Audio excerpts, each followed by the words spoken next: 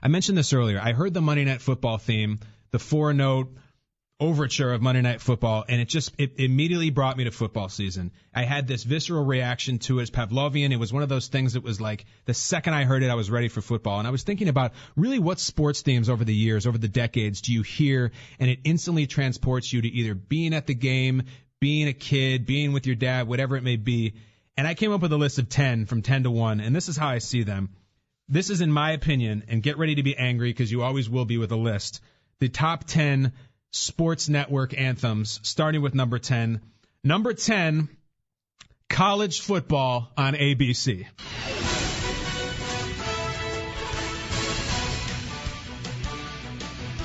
You hear this, you just think Keith Jackson. Whoa, Nelly!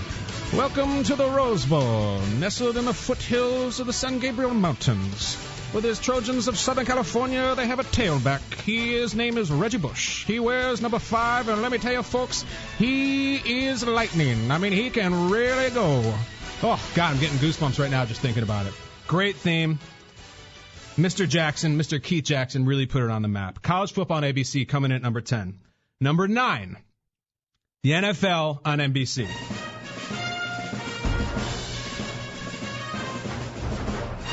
You know, I'm always a little confused by this song. Don't get me wrong, I like it, but there's just so much John Williams in it. I start to feel like I'm watching the evening news. And by the time it kicks in, I'm not expecting Al Michaels. I'm expecting Emperor Palpatine. I mean, it's just... Honestly, it's this show. It probably should have been number 10. It's one of the most pretentious sports broadcasts out there. Everything football night in America. Give me a break. It's a football game. That's number 9. It's lucky to come at number 9. Number 8.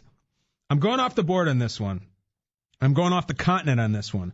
We are heading over to Europe for the classical stylings of the Champions League theme. Before you judge, hear it and tell me this doesn't belong on the list.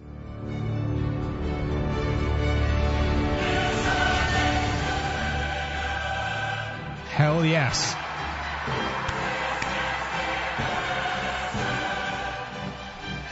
You feel like you're about to watch like a gladiator movie or something, but you're about to watch like a 1-0 soccer game.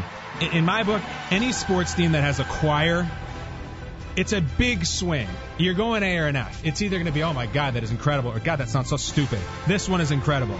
I mean, imagine if Monday Night Football had a choir instead of Hank Williams Jr. It doesn't get a lot of love here in these parts, and for good reason, soccer doesn't. But if the sport was half as good as its theme, it'd be huge, and I'd be all over it. That's number 8.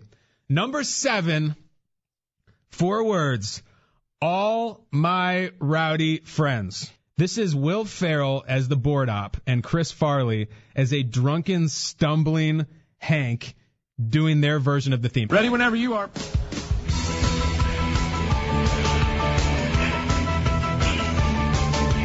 Patriots and the Vikings coming over tonight. Eagles and the Bears coming over tonight. Bengals and the Ravens coming over tonight. And that was great. I missed that, man. That was him just laying down every track for the season. Eagles and the Patriots coming over tonight. It's great. And way better than the Hank Williams version because he's talking about all his rowdy friends are coming over. They're not coming over to my house. If those rowdy friends are coming over to my house, I'm going to be on the deck with a shotgun. I don't want any of those guys anywhere near. But Farley, may he rest in peace, he could have come. Number 6, I've already risked, I can't risk not putting this one on the list because we have a lot of stations in Canada, and I know they'd be personally offended. Hockey night in Canada.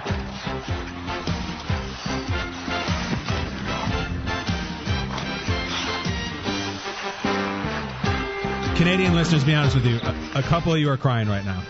A couple of you have shed a tear. I know you. I talked yesterday how incredible the Russian national anthem is. Well, this might as well be the Canadian national anthem. That's hockey night theme, the hockey night in Canada.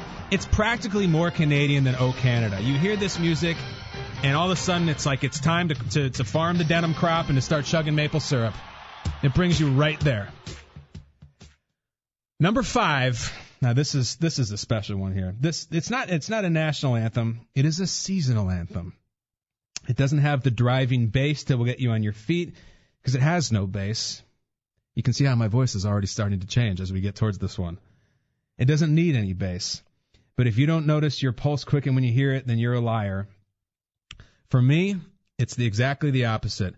There's nothing quite like stretching out on the couch on a Sunday afternoon, getting comfortable, maybe pulling a blanket over you, a little snack, and you hear this.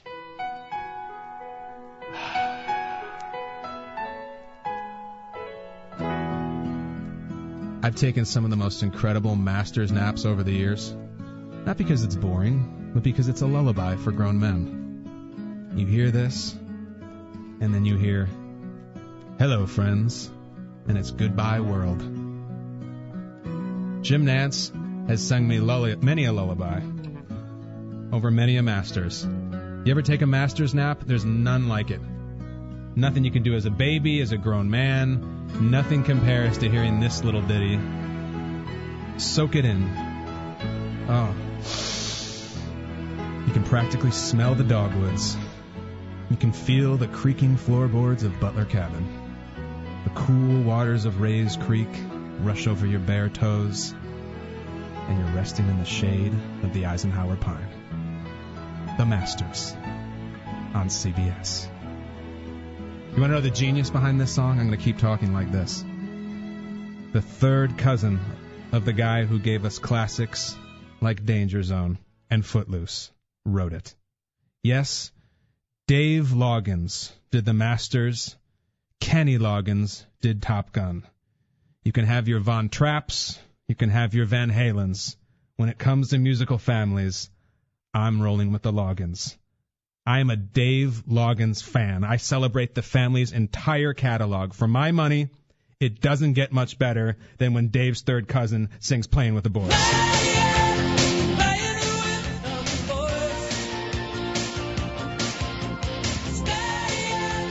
How did the same family produce this?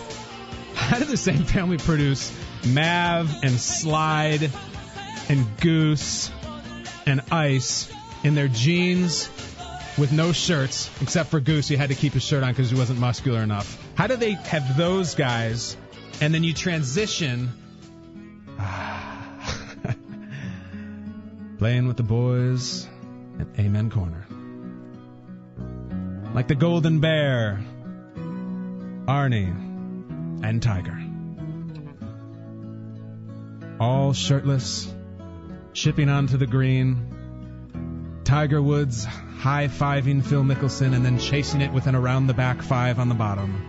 All wearing dog tags. And then Tiger leaving the course early to go have sex with a woman twice his age, who no one buys he would ever go for. We're Playing with the Boys here at the Masters on CBS. God, is that a great theme. I could go all show like that. What a great, great theme. But we have to move on. Number 4, the NFL on Fox.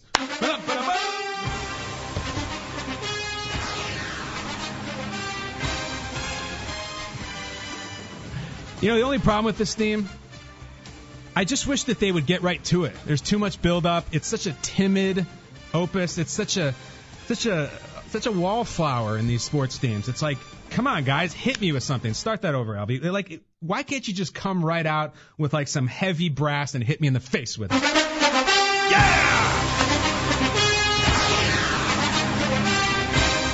I just still feel like the brass is holding back a little bit. They're not quite emptying all of their lungs into those trumpets. They can get a little more oxygen in. What a juxtaposition to go from this insanely over-the-top theme to the usually very understated Joe Buck in a booth with the equally understated Troy Aikman. Oh, no question about it, Joe. I mean, those guys, it's like you expect that they're going to go to Henry Rollins and Gene Simmons or like it's somebody who's going to scream at you. But it's usually these guys who are all business, straight facts. And this thing works. That's why it comes in at number 4. Now we're coming into the medal round. Number 3, the number 3 sports anthem, the NCAA on CBS.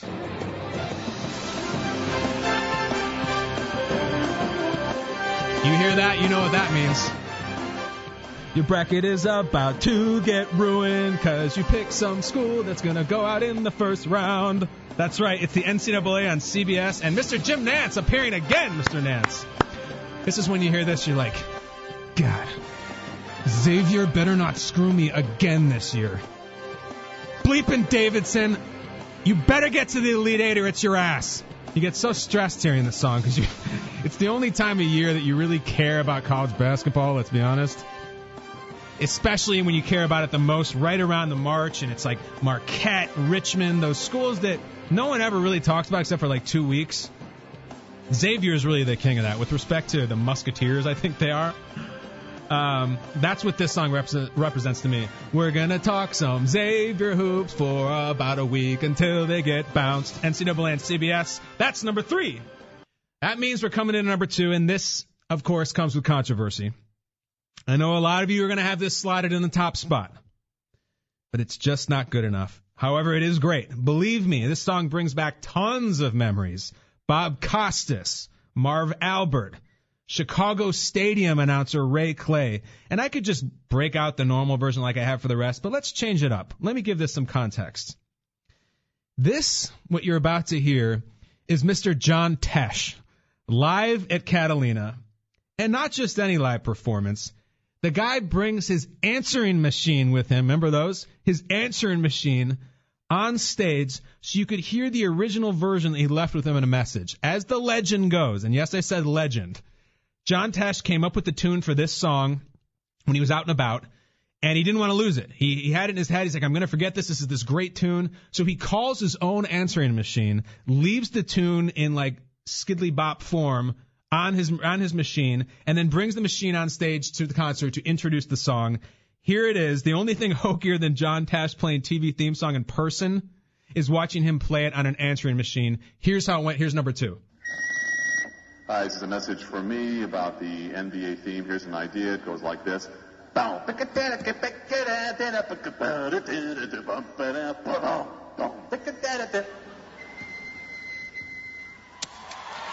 Now he's going to start the live performance. Get ready for this.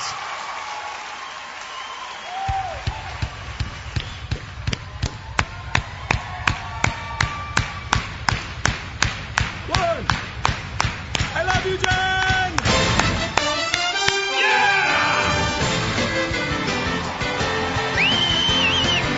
Woo! I love John Tesh! Oh, man, as soon as those keyboards kick in, you know you're getting a blimp shot over downtown Chicago Stadium. The Knicks are in town. Big Pat Ewing's going through the layup line. He's already sweating like a mess. Michael Jordan is just stone-faced, chewing his gum, shooting fadeaways. Ooh, this brings me back to my basement in 1991. Either Costas or Albert are talking about the Knicks. Can they get over the hump, or will Michael Jordan turn them back again? The Knicks are trailing in the series. They desperately need the win, and one man will try to turn them away and keep what's his. Love it. But it's been beaten. It has been beaten. Now, this, again, you do these lists just like Rolling Stone will come out with its top 100 guitarists of all time. They do that really to provoke a reaction. This one I really, really feel. It's a personal, it's very subjective. The number 1 list on the greatest TV anthem of all time, CBS College Football.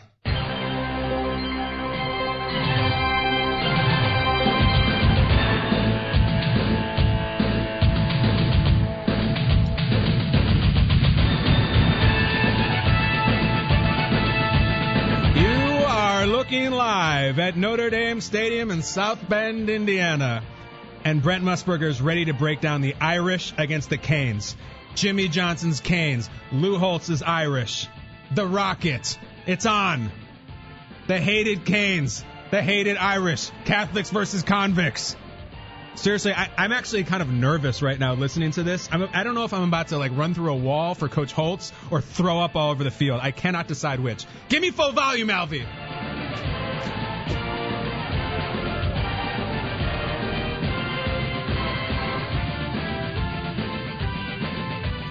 That is the list. I can't wait to read your emails about, yeah, nice list. Too bad you got the whole thing wrong. Oh, yeah, but KB, what about this? Number 1, that's not even in the top 100. Those will all come in, and they'll all be wrong. But right now, that is the king. CBS College Football. Take us to break, Alfie. You're listening to The Jim Rome Show.